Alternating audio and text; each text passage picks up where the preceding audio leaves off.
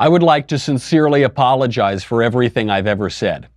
I apologize to my friends, my followers, and everyone I've hurt and let down.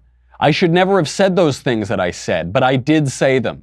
I'm not the man I was when I said those things. Those things I said do not reflect my values or the man I've become. The man I've become will be silent just as soon as I finish apologizing for saying those things. I hope you can forgive this unacceptable error in judgment. I'm Michael Knowles, and this is The Michael Knowles Show.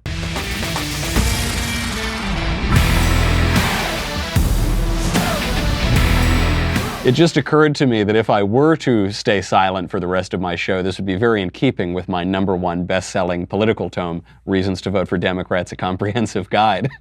But I guess we'll have to talk before I can remain silent. We'll have to talk about all of the apologies for things that people have said 10 years ago as the USA Today embraces the politics of personal destruction. Also, we've got to talk about the Mueller bombshell that was not a bombshell, the Mueller filings in the Southern District of New York and the Special Counsel Office memo as well. We have to talk about James Comey all but admitting that the FBI set up the Trump campaign to be surveilled. Alexandria Ocasio-Cortez is now identifying as a trans Jew. That's actually my favorite story from the weekend. A group of aggrieved leftists are taking refuge from white people in Costa Rica, which is a very white country. And programmed students hate Clarence Thomas, but can't explain why they hate Clarence Thomas. We'll get to all of that and more. But first, let's make a little money, honey, with Ring. Ring's mission is to make neighborhoods safer. Today, over 1 million people use the amazing Ring video doorbell to help protect their homes. You know this. All of your cool friends have Ring. I love Ring because Ring allows me to see people when they come up. They ring the doorbell. It could be a delivery guy. It could be, I don't know, whoever. I could be in my apartment. I could be at the Daily Wire studio. I could be on a beach in Boca. Doesn't matter. You can see them. It's also automatically uploaded to the cloud. So if the thief who's coming to rob you steals your Ring doorbell, you'll still have the video. You can share it with people. It's a much better version of a neighborhood watch, and it's just so convenient. Like the doorbell, the floodlight camera is motion-activated camera. Floodlight connects right to your phone. HD video, two-way audio. It's terrific. It's the ultimate in home security. With Ring, you're always home. Save up to $150 off a Ring of Security kit when you go to ring.com/Knowles, K-N-O-W-L-E-S. Ring.com/Knowles, K-N-O-W-L-E-S. What is it? Ring.com/Knowles, K-N-O-W-L-E-S. I've given this out to my friends, and I highly recommend it as a Christmas present. It's really, really popular. Okay, so much to get to today, including everything that I've ever said, which I have to apologize for. I'm sorry that I said it, because now we're not allowed to have any opinions. This comes to us via USA Today. There's this guy, Kyler Murray, who won the Heisman Trophy. Now, what do I know about Kyler Murray? Nothing. What do I know about the Heisman Trophy? Nothing. What do I know about most professional sports? Nothing. All that I know is that USA Today decided that on the best day of this kid's life, when he won the Heisman Trophy, they were going to ruin his life by dredging up tweets that he sent out when he was 14 years old, in which he said mean things about gays or something, made a joke about gay people. And now his life has to be ruined because he said something when he was 14 that is unacceptable and according to today's standards, so his life has to be ruined. Really awful. They started this, USA Today started this national shaming campaign, and this was Scott Gleason in USA Today. Shameless, awful thing, dirty, rotten thing that he did. This is what he wrote about the kid in USA Today. Heisman Trophy winner Kyler Murray had a Saturday to remember, but the Oklahoma quarterback's memorable night also helped resurface social media's memory of several homophobic tweets more than 6 years old. No, social media didn't help to resurface it. You helped to resurface it. This guy, Scott Gleason, resurfaced it so that he could get a lot of clicks on his article and destroy this kid's night. It's the best night of this kid's life, and he decided to ruin it by dredging up 6-year-old tweets that were about how he was making jokes about gay people. Now, there are a couple aspects to this. One, I can't believe that someone was tweeting when he was 14 years old. I've never felt older than that Twitter existed for a 14-year-old and he was sending out these tweets. They were 6 years ago. Who cares? This isn't the only time we've seen this recently. Kevin Hart. Kevin Hart lost his Oscars gig. Kevin Hart, comedian, done very well for himself, made it all the way up in show business. He was offered the Oscars, and these monsters found a tweet that he sent out 10 years ago and found jokes that he told 10 years ago about how he didn't want his son to be gay. And he likes gay people, but he didn't want his son to be gay, and this was the joke. So the premise of that is that if a comedian has ever told a gay joke, he is now out, he can't be hired, he can't be employed, he can't have a show, he has to be ostracized from civil society. Can you find me one comedian who has never made a gay joke? Can you find me one human being who has never made a gay joke? Or laughed at a gay joke? Find me one person on planet Earth who hasn't laughed or made a gay joke. None, of course none. But it's this insane, Victorian, puritanical, neo-puritanical behavior that is now destroying this guy's career, kicking him out of the Oscars. Obviously, the question is, who cares? Nobody cares. We all have to pretend to care because, as the great playwright William Inge observed, if you marry yourself to the spirit of the age, you will find yourself a widow in the next. So now, all of a sudden, the worst thing you can possibly do is make a gay joke. In the old days, the worst thing you could possibly do was make a racial joke. Pretty soon, the worst thing you can possibly do is say that men are not women and women are not men. If you question the transgender movement, already you'll be kicked off of social media. And it's constantly changing. They're always changing. And if you try to keep up with that, you're going to fall apart. Twitter makes this very hard because you can't see when somebody said something. Even I've fallen victim to this. You're looking and you read through somebody's tweets, and I saw this with Trevor Noah, the host of The Daily Show. He made disparaging comments about Israel. And when you see it on Twitter, it looks like he just did it. But he didn't just do it. He did it 10 years ago or 5 years ago, or whatever it is. And that time really does give you context because it means that you can never change. A comedian has to change his act. Someone like Kevin Hart has to change his act. And I bet when he was telling those gay jokes 10 years ago, audiences were loving it. Now they might not love those jokes, so he doesn't tell those jokes anymore. Or, as he says, he's apologized, he's a different guy, he doesn't think that way anymore, whatever apology he had to give. But in this world, you're never allowed to apologize. Your apology is never good enough, and actually, if you apologize, you're probably going to be destroyed because of it. In the Me Too movement, we saw this. The people who denied got to survive and continue in their careers. The people who apologized lost everything. Kevin Spacey hasn't been heard of in 18 months or something like that. He's gone to a desert island somewhere. This is really insane. The worst part of it, though, the part that I care about, because I don't really care about these Hollywood people or whatever. It's sad to me, but it doesn't affect my life. What affects my life is that this neo-Puritanism from the left makes conversation terrible. It destroys conversation. I've seen this, I'll get invited to various events that are not explicitly in the right-wing conspiracy, so I'll go out among everybody else. I'll go to very left-wing events sometimes. And one thing I've noticed at events that are populated primarily by left-wingers, not even bipartisan, not even people of differing political views, even events that are almost certainly all left-wing, is the conversation is terrible. And the conversation is not terrible because the people are uninteresting or have nothing to say or don't have thoughts about things. It's terrible because everybody is so afraid of being offensive to imaginary people. Everybody is so afraid. They're all walking on eggshells. They won't say anything other than the most banal, bland, boring observations. They'll talk about the chicken. They'll say, oh, this is good chicken, isn't it? Oh, yes, I like the chicken. Yeah, it's very good. They won't say anything. They'll talk about their cats or something, but they won't talk about anything even remotely of substance. Not because they can't, but because they're so afraid of the mob saying you're not allowed to say that. And it just makes the whole world bland. Look, Kevin Hart was telling a joke about gay people. His job is to tell jokes. This other guy, the Heisman Trophy winner, Kyler Murray, I don't know. I sort of on principle don't want to read his tweets because they should never have been dredged up in the first place. It was a total hit job. But are we now saying that people can't disapprove of homosexual acts, of homosexuality? Is that what we're saying? Because basically every major religion for all of history has morally disapproved of homosexual acts.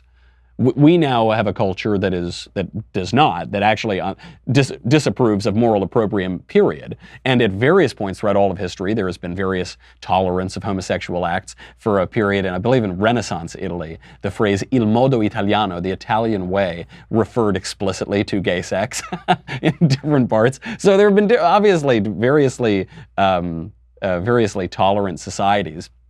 In ancient Greece, of course, there's the famous debate between the ancient Roman and the ancient Greek, and they're arguing over who has the best civilization. And the Greek says, well, we built the Parthenon.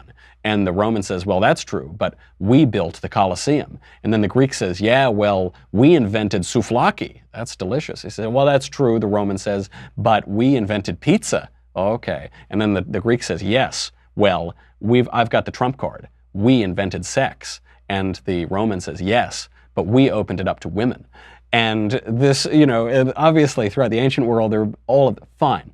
Are you saying that right now you cannot disapprove of certain aspects of sexual morality? Of course not. Of course you can. I want to hear some guy. I want to hear from him. If he says, I hold homosexuality and moral opprobrium, yeah, I want to hear from him. And then some guy who says, all sex acts are great and you can do whatever you want, I want to hear from that guy. And some guy who defends polygamy or some guy who opposes polygamy. I want to hear from all of these things because this informs the way that I think. It allows me to bat around different ideas. And just to get off of these two specific examples of Murray and Kevin Hart, forget sex in the first place. Let's talk about various political situations. Let's talk about institutions. Let's talk about various wars, various aspects of diplomacy. I want to talk about everything. That's what the right wants to do. We want to battle around ideas and pick the best ideas. What the left wants to do is censor everybody, from Twitter to the Heisman Trophy winner, all the way up to the Oscars. It's awful. It makes our culture very bland. I don't like bland things. I want diversity. Before we get to the Mueller investigation, which we really have to cover, there are some bombshell, non-bombshells that we have to cover. We have got to talk about Omax. The fact is, taking care of your health is a commitment. That can feel overwhelming. That is why I love Omax 3 Ultra Pure supplements. Omax 3 is really cool. Right now, you can go to tryomax.com/covfefe, C-O-V-F-E-F-E. Tryomax.com/covfefe, C-O-V-F-E-F-E. Omax 3 Ultra Pure is great because it is the purest option. No fish burps. There are a lot of omega-3s on the market. This is the purest, most concentrated one, nearly 94% high-quality omega-3s. It's health made easy. You get a ton. Omax has sold over 500,000 boxes of Ultra Pure. It has been tested. It has been approved. People like it. It's very popular due to its cult following. They even have this thing called the Freezer Test Challenge. If you freeze other omega-3 supplements, you're going to take it out and it's going to look really cloudy because of all the filler that they put in there. Omax 3 soft gel remains clear. It's that pure. Comes with a 60-day money-back guarantee. You'll have plenty of time to try it. Really feel the Omax difference. Right now, tryomax.com/covfefe, C-O-V-F-E-F-E. Get a box of Omax Ultra Pure for free with your first purchase. I'm giving you free stuff. Take it. Tryomax.com/covfefe, C-O-V-F-E-F-E. Get your free box of Omax 3 with your first purchase. Tryomax.com/covfefe. Terms and conditions apply. There was a bombshell Mueller filing that came out right at the end of the news cycle. It was on Friday of last week, being reported breathlessly, hysterically. They've got Trump. It's Mueller time. Blah, blah, blah, blah, blah. Okay. What do we actually learn from it? We learn a few things. The main takeaway that I found is that the Mueller investigation has a conclusion, which is that Trump is a bad guy and he should be removed from office. I think that's the conclusion that they've reached. I don't think they have anything to support that conclusion yet. I think they started with their conclusion and they are working backwards. They're filling in the blanks. The reason that I think this is that this investigation was supposed to be about Russian interference in the 2016 election. Do you remember that? Do you remember that was the whole point? It's the Russia collusion investigation. And now the only hope they have of getting this guy is on a campaign finance violation. And even that is so weak. It's so thin. So let's start with that. This is the best one that they've got. Their best foot forward out of the Southern District of New York filing. They said that, referring to Michael Cohen, the president's longtime lawyer, quote, Cohen himself has now admitted with respect to both payments to women to cover up the affairs with women, He acted in coordination with and at the direction of Individual 1. And Individual 1 in these filings refers to Donald Trump very clearly. They say in the filings, they say, Individual 1 managed to win election to the U.S. presidency over Hillary Clinton. You say, okay, I think I know who Individual 1 is now. Cohen has admitted that he paid off these women at the direction and in coordination with Donald Trump. Okay, maybe he did. Maybe he did, maybe he didn't. I don't know. What we know about this is that Donald Trump has paid off women for a long time. This doesn't sound like a very good defense, but it actually is. Because if Donald Trump paid off the women strictly because of his presidential campaign and because this was an important part of his campaign strategy, then it may have been an in-kind contribution to the presidential campaign. And if Cohen made this in-kind contribution, and if Trump was spending this money, they could have violated certain campaign finance laws because they didn't disclose the nature of the donation. Because Donald Trump, as the candidate, he can give basically as much money as he wants to his own campaign. There's no violation there. The violation would be if Cohen did it out of his own pocket, if it was his own donation, and the other violation would be if it wasn't transparent, if they didn't make the donation clear. Now, the reason why this is a very difficult case for the prosecution is that Donald Trump has been paying off women since before I was born. Since I was a little glint in my father's eye, Donald Trump has been paying off women to avoid negative publicity. And so as a result, you could say this isn't just about the campaign. This is just the modus operandi of the Trump organization. He would be doing this even if he weren't running for president. Again, all of this sort of misses the point. People don't go down for campaign finance violations. Ex-Senator John Edwards in 2012, you remember John Edwards, he ran for president against Obama and Hillary Clinton in 2008. He got caught. He was using campaign funds to pay off his mistress, and this was a big scandal. This was a much clearer cut scandal than Donald Trump paying off these women. And even for ex-Senator John Edwards, the prosecution couldn't convict him of the campaign finance violation. He got off in 2012. Does anybody really believe that an ex-Senator John Edwards, in a much clearer case, no questions of whether or not you can go after the president while he's in office or this or that, or Edwards' history of paying off women, if they couldn't even get John Edwards, do we really think that we're going to undo the 2016 election, that we're going to remove a president from office because of a far less clear-cut version of this violation? Of course not.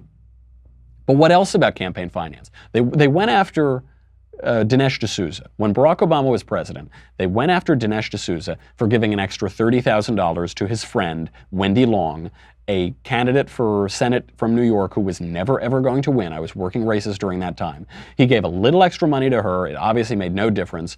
And they threw him in the clinker. They threw him in he had to go to a halfway house. He was a felon. He couldn't vote. Donald Trump finally pardoned him. Over nothing, over $30,000. But what about the Obama campaign? People don't remember this. The mainstream media don't report on this. But the Obama campaign was caught with nearly $2 million of illegal, non-transparent donations. So during the Obama campaign for president, $1.8 million of donations where there were fake contribution dates, they were exceeding the legal limits of it, they were doing what Trump is accused of doing or what Dinesh D'Souza did on orders of magnitude higher scale. And what happened to the Obama campaign? Did Obama have to go to a halfway house like Dinesh D'Souza? Did they threaten to throw Obama out of office like they're threatening to do to Donald Trump, take down the whole presidency? No. Nobody went to jail. Nobody faced virtually any consequences whatsoever. The FEC fined the Obama administration $375,000. $2 million in illegal contributions. The FEC fined him $375,000. Nothing, a drop in the bucket. And why is this? One of the arguments against Trump that you see is they say there are all of these indictments against Trump associates. There are all of these people are getting indicted. And no, Obama people didn't get indicted. Right, Obama people didn't get indicted that much because the Obama Justice Department was corrupt. Because it was run by Eric Holder, who's a corrupt politician, and by Loretta Lynch, who Drew Clavin calls blandly sinister. Because of that, yes, that's true. People weren't held to account. That's right, the DOJ, they didn't go after the Obama campaign for $2 million in illegal contributions. Gosh, I wonder why. I wonder why that is. So it's a totally selective issue whether or not they go after him. But even then, it's so weak. They're saying because Michael Cohen pled guilty to a campaign finance violation that now they've got Trump. They don't have Trump. Trump didn't plead guilty. Michael Cohen's problem is Michael Cohen's problem. If he pled guilty to something, it doesn't nab Trump on it. So I think that one's the best they've got, basically. Still, it's pretty weak. Also pretty interesting in all of these filings is James Comey, then FBI director, admits now under oath that the FBI used the uncorroborated Steele dossier, which was funded by Hillary Clinton and the Democrats, as the evidence that was required to get the FISA warrants to surveil the Trump campaign. So he's now admitting this under oath. They used an unverified dossier. It wasn't just unverified when they used it. It was unverified months and months later when James Comey was fired to surveil the Trump campaign. And how did the Steele dossier come around? The Democrats cooked it up. They paid for it, and then they used it as the way to spy on the Trump campaign. That is pretty big news. The only other thing that comes out of the Mueller filing is from the Office of the Special Counsel himself. And I love this one. The media have not reported this one at all. From the filing on Friday, quote, the defendant, meaning Michael Cohen, recalled that a Russian national repeatedly proposed a meeting between individual one, Donald Trump, and the president of Russia. The person told Cohen that such a meeting could have phenomenal impact, quote, not only in political but in a business dimension as well. Cohen, however, did not follow up on this invitation. So in other words, if you got lost in all of that, some Russian guy goes up to Michael Cohen and says Trump and Putin should meet, and then Cohen blows him off. So in the Mueller filing on Friday, you actually have evidence of non-collusion. It's not just that you don't have evidence of collusion. You have evidence now of them not colluding because Cohen didn't follow up on that invitation. All of this leads to the question, is this all they've got? Why is Mueller persisting when he's clearly got nothing on crimes with Russia? And they're going after campaign finance. Why is this? I think this is just in the nature of the special counsel or the independent counsel investigations. You're investigating these guys and you just grow to hate them. One, you have to justify all of the money that's been spent on this investigation. And two, when you're digging through people's dirty laundry, you realize what horrible people they are. I have no doubt that Bob Mueller has read and seen a lot of things that make him think that Donald Trump is a no-good, dirty, rotten, terrible person. Trump himself sort of admits this. He says he's been in dodgy industries. He says not being someone who drinks beer is one of his only good qualities. You know, he kind of admits this. He said he's had kind of a wild life. Okay. And so what Mueller is trying to do is figure out a way to go back and fill in the gaps to let him reach the conclusion that Trump is a really, really bad guy and he shouldn't be in office. That is not enough to undo an election. That is simply not enough to undo a presidential election. So I think for the right, basically this is good news. They're going to go after him pretty hard on this campaign finance stuff. It's very unclear if they can do it while he's in office. It seems they can't do it while he's still the president, so maybe they could do it once he's out of office. But if he wins re-election, the statute of limitations will have passed. So it's a really, really murky business. And I think when you drill into the specifics, you see how totally cooked up and unfair the Mueller investigation is. When you zoom out, that's really where you've got to look at it and say, what is the point of this? What is the point? Are we looking at Russian interference in the election? Okay. Why are we talking about Stormy Daniels and how many women Trump paid off in the 90s? It's because you hate him and you want him out of office. Not enough. That does not justify an office of the special counsel investigation. Speaking of women who are inserting themselves into politics in a strange way, Alexandria Ocasio-Cortez is now a trans Jew. In case you missed this, here she is. People don't know about Puerto Rico, and one of the things that we discovered about ourselves is that a very, very long time ago, generations and generations ago, my family consisted of Sephardic Jews. And it is blood. He's like, I told you. I knew it. I sensed it.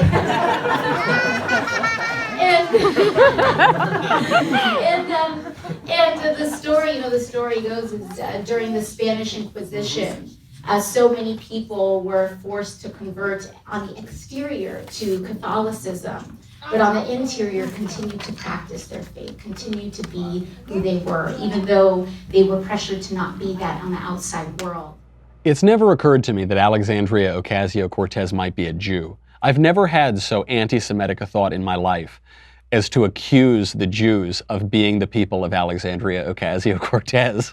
It's really awful that this is running. Where did she say this? She was saying this at a Hanukkah event at Jews for Racial and Economic Justice. So she's at some event for Hanukkah for a very left-wing group of Jews, and she's now decided that she is going to be Jewish. People are making comparisons, obviously, to Elizabeth Warren, Hiawatha Warren. Ocasio-Cortez did this in a much smarter way. Why is she doing this? Well, because she said very anti-Semitic things in public. She does not seem to be a friend of Jews or of the Jewish state.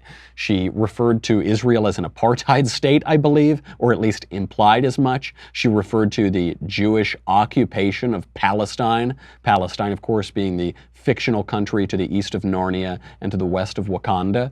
And so she's got this kind of baggage on her. So she goes there and says, you know, my ancestors were Jews. I'm an ethnic Jew. Is this true? I'd probably not, but maybe, I guess. She could take a DNA test, except she's probably learned a thing or two from Elizabeth Warren, and she won't do this. But this is an extension of the transgender ideology. She can just say that she is, and it doesn't matter. You know, Elizabeth Warren came out, she said, I'm a Native American. She used it for professional benefit. She used it to advance her career. She used it to pretend that she was the first Native American faculty member at Harvard or whatever she said. And Ocasio-Cortez is not using it in that way. She's just using it in this very nihilistic way, the way that words don't mean anything. She's speaking at a group of Jews, and she says, oh yeah, I'm Jewish, somewhere back in the past. And actually, the logic of it is exactly the transgender logic, because she says, my ancestors were on the outside Puerto Ricans, or on the outside Spaniards, or whatever, but on the inside, secretly, they were Jewish. This is a logical extension of that sort of transgender ideology. But the reason I bring this up is not to make fun of her for that. It's probably a fairly shrewd strategy to sort of plant the seeds in a way that takes away any accountability to actually be Jewish. The reason I bring this up is because Alexandria Ocasio-Cortez has one of the greatest advantages in politics right now, which is that she is considered an idiot. This is a big advantage. Bill Clinton and George Bush were talking about this once at they were on stage having a conversation between the two of them on the advantages of being underestimated. President Bush in different ways from me, but both of us, me because I tend to look like I'm real nice, and him because he used to make fun of himself. You always want to be underestimated by your adversaries. He consistently benefited by being underestimated. And so did I, for totally different reasons. This is so true. You see Bush on stage, they're kind of laughing because Clinton is saying that he appears to be stupid, which not very nice, but it's true. This is certainly what Bill Clinton said there is exactly true. Bubba benefited from being seen as a really nice guy. You know, he's not like Hillary. He's really, I feel your pain. You know, that's his whole shtick. Playing saxophone on Arsenio Hall, a real cool, nice guy. And Bush benefited from being perceived as stupid. I mean, this was unbelievable that they called Bush stupid. Bush, Yale graduate, Harvard Business School graduate. He, had a decent career in business at least, was a successful governor of Texas. When he was in the White House, George W. Bush had a game with some of his aides. I think it was him and Karl Rove over who could read more books. He's a voracious reader. He has clearly a sophisticated inner life. In his post-presidency, he's a painter, and not just a painter, he's a pretty good painter. There's that book of all of his paintings. I have it on my coffee table. It's very good. Even New York Magazine, a left-wing outlet, admits that Bush is a pretty good painter. He clearly has a sophisticated inner life, and people thought he was stupid. I talked to people back in the day, back when Bush was president, who were not intelligent, who did poorly in school, who did not do well on tests, who were not academically gifted. And they said, oh, I'm so much smarter than George Bush. Oh, I'm so much smarter. George Bush is an idiot. Christopher Hitchens famously went on Bill Maher's show, and he joked about this. He said, you know, your audience is laughing at jokes about how George Bush is an idiot. Anybody can make those jokes. It's a joke for stupid people to laugh at. All of your audience is mooing and booing and guffawing here, and not a single one of them is smarter than President Bush. And he's right. But Bush benefited from that. It really helped him maneuver pretty well. Ocasio-Cortez is benefiting from this. She's clearly a pretty shrewd politician. She managed to get herself elected to Congress at 28. She upended a long-standing incumbent because she saw an opening. She saw that Joe Crowley, had not been campaigning. He hadn't really gone out there, pressed the flesh, made relationships with people in 10 years. And so she said, I can go in there and fill that spot. And she's done it. She's become a darling of the Democratic Party. She constantly attracts press to herself. She's a fundraiser now for the party. She's even been a threat to Nancy Pelosi. One of her first acts going to Congress was to go protest in Nancy Pelosi's office. This is a shrewd politician. She doesn't know anything. I don't want to belabor the comparison here. She's not like George W. Bush. She's not reading a lot of books. I don't know how sophisticated her inner life is. But she's a shrewd politician, and we're all laughing at her. We shouldn't underestimate this woman. She's pretty crafty, she's pretty shrewd, and she's advocating a terrible, vicious, left-wing, extreme ideology. And I think some conservatives want to take the attitude toward her, oh, ha ha ha, how funny, oh, tee hee hee, and that's fine, she is very funny.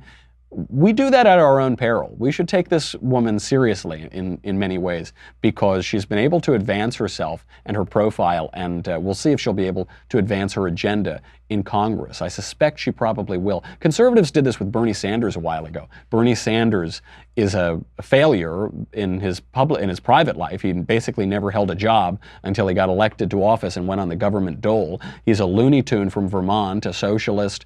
He visited the Soviet Union to vacation. I think he honeymooned there, and so we made fun of him. The man nearly got the Democratic nomination for presidency in 2016. These things can happen fast.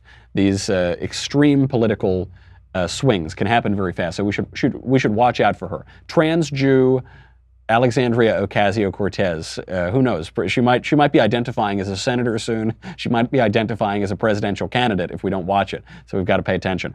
I've got to say goodbye to Facebook and YouTube, but we got to talk about the white people retreat. The no white people retreat, white people banned. This is people of color only yoga retreat in Costa Rica. This is what the intersectional left has given us. We've got to talk about Cabot Phillips's great new video. He went down to the Savannah College of Art and Design, and all the students want to take Clarence Thomas's name off a building. Not one of them can explain why that is. But you've got to subscribe to dailywire.com. What happens? It's $10 a month, $100 for an annual membership. You get me, you get the Andrew Klavan Show, you get the Ben Shapiro Show, you get to ask questions in the mailbag, which is coming up on Thursday. You get to ask questions in the conversation, you get to ask questions in backstage. I mean, you get all of us. Vanity Fair did a profile on us the other day, and it said, Ben is a Machiavellian hack, Drew is an old crank from Truth Revolt, I'm a dapper lib-triggering troll, and Matt Walsh is a dour, self-described Christian extremist. You get all of that if you subscribe to the Daily Wire. So go over there right now, because you'll get your Leftist Tears tumbler. You will need it. We got a lot more coming up. Be right back.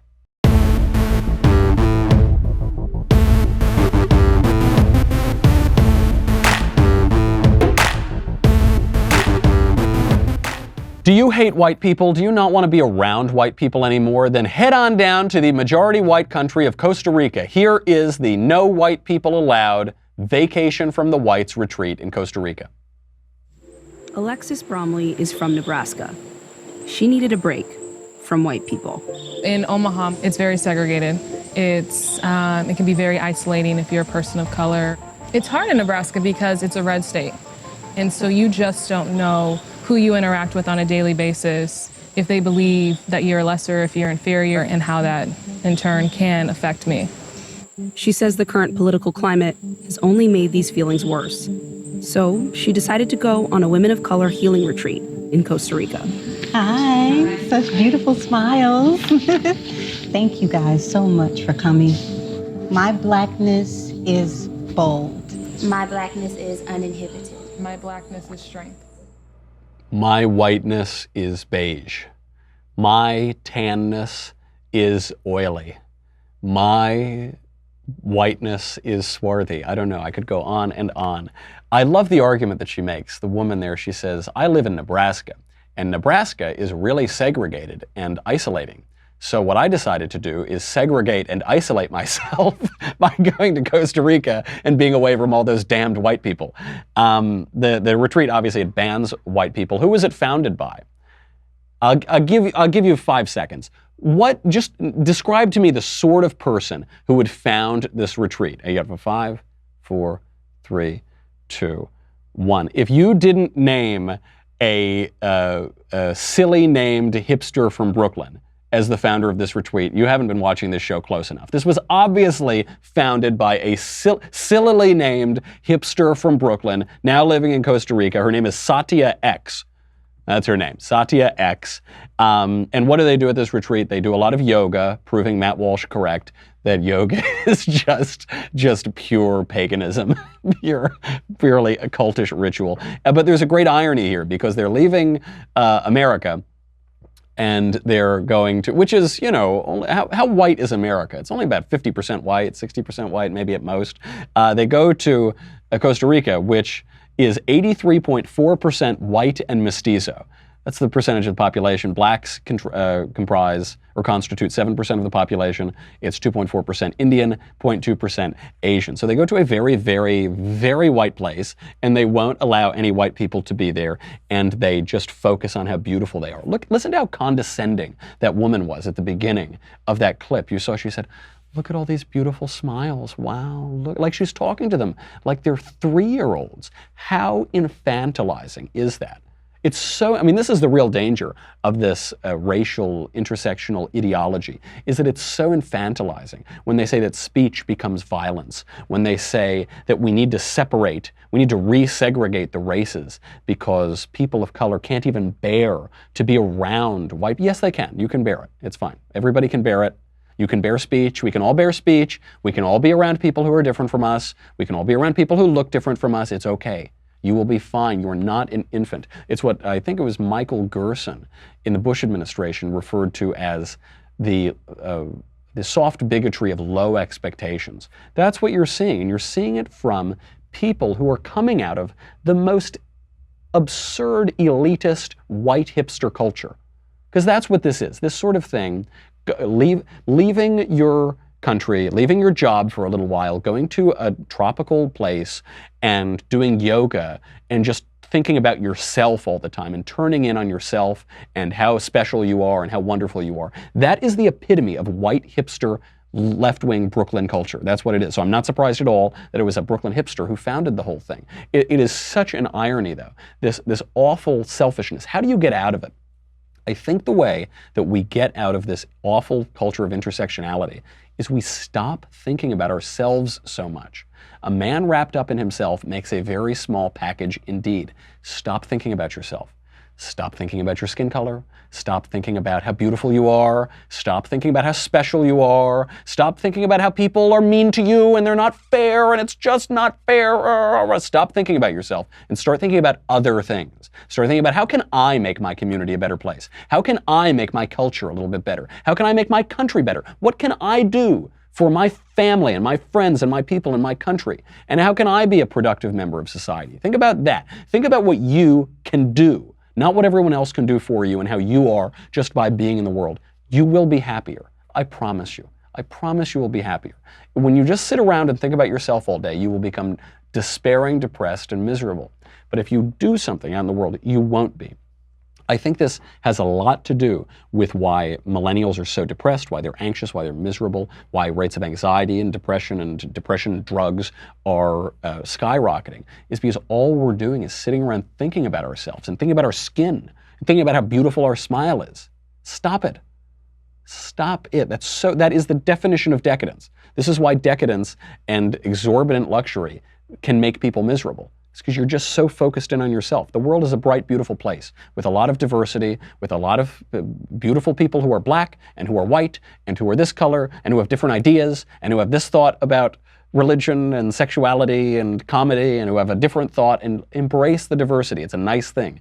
You can it's this great irony that the people who prattle on about diversity all the time are the ones segregating and isolating themselves. Embrace the diversity. Diversity is a wonderful thing. Speaking of just totally homogenous thinking, Cabot Phillips from Campus Reform went down to the Savannah College of Art and Design because they want there's a petition to rename a building because it's named after Clarence Thomas. Clarence Thomas, a black originalist Supreme Court justice. They don't like this. They want to take his name off the building. Cabot Phillips goes down there. He wants to see how many of them want the name off and how many of them can explain why. There's a petition on campus to remove the name of Clarence Thomas, Supreme Court Justice, from a building here. What's your thought on the petition? I honestly think he should be removed. We should probably just take his name off the building. It's not that big of a deal. I agree that it should get removed. What's your thought on the petition? I agree. I don't think he represents the student body. I would sign it. I think I'd probably sign the petition. And is there anything that you would point to as something that he's done that would warrant that? Oh no. Do you mind if I get back to you? Is there anything that comes to mind that he's done that you would point to as something that you think disqualifies him? I don't know. I haven't done much research on this. I just saw a Facebook petition about it, and that's kind of the extent of it. He is a historical figure, though. So is Hitler. Okay. Is there anything that Justice Thomas has done that you would point to and say that's why we shouldn't have him? I mean, not in particular. Not in particular, because I can point to a few things that Hitler did as reasons for which we shouldn't name a building after Hitler. I can point to at least a few things that he did. Talk about programming. I mean, it is pretty scary to look at this because all of them uniformly have the same opinion. Clarence Thomas bad. Take Clarence Thomas off building. Clarence Thomas no good, mean guy. Why? Not a single one of them can say it. This is that new meme that's going around of the NPC, the non-player character, which depicts left-wingers as just bland, totally empty-headed automatons just going along without any will or agency of their own. Yeah, that's what it is. That's what we're looking at right now. Why are they all so sure that Clarence Thomas is a terrible guy? Well, one, they've been probably taught it in school. They've been taught that originalism is bad, and Clarence Thomas especially is bad.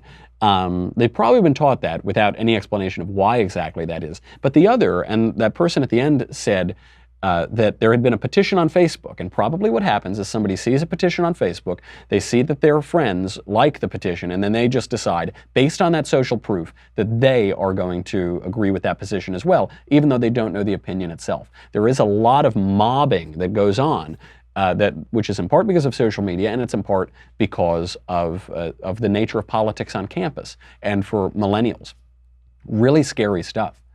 I mean, whether they rename the building or not, they shouldn't rename the building, but whether they do or not, just to look at that back to back, all of those people dead certain that they should rename the building, none of them could explain why, and they didn't seem even bothered that they couldn't explain why. Really, I hope that seeing that would wake some of them up to say, maybe I should examine my own positions. But what this means is that the right needs to reconsider how we persuade people. This is why I'm a huge fan of owning the libs. This is why I advocate it in a detached way, in an academic way. It is a very good strategy because talking to those people, reasoned arguments are not primarily what they're basing their opinions on. They're not. I love reasoned arguments as much as the next guy. I love reasoned arguments. That's what compels me. But it isn't primarily what is compelling those people. Clearly not. They couldn't recite one reasoned argument. What is compelling them is culture. As Andrew Breitbart said, politics is downstream of culture. You've got to hit them on the culture. You've got to hit them with the meme. You've got to hit them with whatever, the tweet or the movie or the TV show or the song or whatever. You've got to hit them on the culture. That is what's going to lead down to politics. It is not going to go the other way. There are many reasoned arguments for how wonderful Clarence Thomas is. There are no reasoned arguments for why he should be removed from a building or his name should be removed from a building. But that part comes later. You've got to hit them first because this generation of people is not being convinced primarily by the arguments. Before we go, Pope Francis wants to rewrite the Lord's Prayer. This is very frustrating. The Lord's Prayer, the Our Father prayer, Our Father who art in heaven, hallowed be thy name. They specifically want to rewrite at the end where it says, and lead us not into temptation, but deliver us from evil. And Francis suggested that this be rewritten a while ago. He said it was a bad translation. He said that the lead us not into temptation is a bad translation because God would never lead us into temptation. So it must be a wrong translation. They never make an argument from the original Greek text, which makes it clear that God is the one being referred to as leading into temptation. But what Pope Francis said then was, quote, "A father doesn't do that. He helps you get up right away. What induces into temptation is Satan." So he wants to rewrite it to say, "Abandon us not into temptation." And this is a terrible idea. The word in question here is, in the Greek, I'm going to butcher it, is perasmos. Temptation, it can mean temptation, it can mean trial, it can mean testing. And so what is being said is, lead us not to the trial, lead us not to the testing, lead us not into temptation. It is referring to God. We are asking God not to lead us. Not this current suggestion says that only Satan can lead us into temptation. The reason we know that that isn't true is because we find the Lord's Prayer in the Gospel according to St. Matthew, in Matthew chapter 6. 2 chapters earlier, in chapter 4, Jesus is led by the Spirit to be tempted by the devil in the wilderness. It's the devil doing the tempting, but it is God the Spirit doing the leading 2 chapters before we get the Lord's Prayer. And the people who want to change this want to change it because they feel uncomfortable with the notion that God can lead us to a test or to a trial or to be tempted. But it is clear from the Greek, and it is clear from 2 chapters earlier in Matthew that that is the case. Seems a really bad idea to rewrite a prayer known as the Lord's Prayer. He doesn't like it when we contradict him. And the reason that this is gaining traction is because of widespread theological illiteracy and apathy. But we shouldn't do it. Even some conservative Catholics and Christians I know said, "Oh, what's the issue? This seems to make sense. God shouldn't lead people into temptation." Okay, I see why that intuitively makes sense to you, but that doesn't make sense from the text. There's a reason why every major translation of this uses the phrase, "lead us not into temptation." We'll see how that is received by the Catholic Church and by Christians, Protestant Christians more broadly as well, but not a great idea. We'll have to have some prelates on soon to ask them how this is going to be instituted. That's all. Just rewriting the Lord's Prayer. That's how we'll end today. A lot more to get to. We'll do it tomorrow. In the meantime, I'm Michael Knowles. This is The Michael Knowles Show. I'll see you tomorrow.